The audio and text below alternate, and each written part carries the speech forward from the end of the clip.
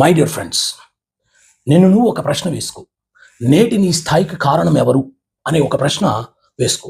నువ్వు తల్లిదండ్రులు అని చెప్పవచ్చు, జన్మకు కారణమైన భగవంతుడు అని చెప్పవచ్చు, సమాజం అని చెప్పవచ్చు, స్నేహితులు అని చెప్పవచ్చు, గురువులు అని చెప్పవచ్చు, చుట్టూ ఉన్న సమాజం అని చెప్పవచ్చు. ఎస్, కారణం ఎక్కువ శాతం వాళ్ళే కావచ్చు.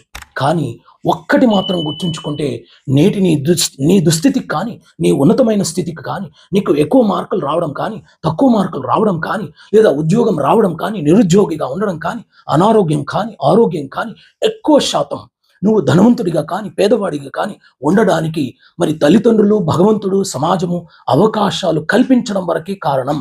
కానీ దాన్ని సద్వినియోగపరచుకొని ఉన్నత స్థాయిలో ఉండడమా, లేదా అధోగత స్థితిలో ఉండడమా, ధనవంతుడిగా ఎదగడమా, పేదవాడిగా ఉండడమా, ఆరోగ్యంగా ఉండడమా, అనారోగ్యంగా ఉండడమా, అది ఖచ్చితంగా నీవే ప్రధానమైన కారణమై ఉంటావు. అది గుర్తించుకొని బాధ్యతగా నేను ఉన్నతంగా ఎదగాలన్నా, అధోగతిగా ఉండాలన్నా నీవే కారణం అనేటువంటిది నువ్వు గమనించుకొని మరి బాధ్యతగా ఉంటే, ప్రతి క్షణాన్ని అద్భుతంగా వినియోగించుకుంటే ఉన్నతమైన స్థాయికి ఎదుగుతామని ఆశిస్తూ, బాయ్ ఫ్రెండ్స్.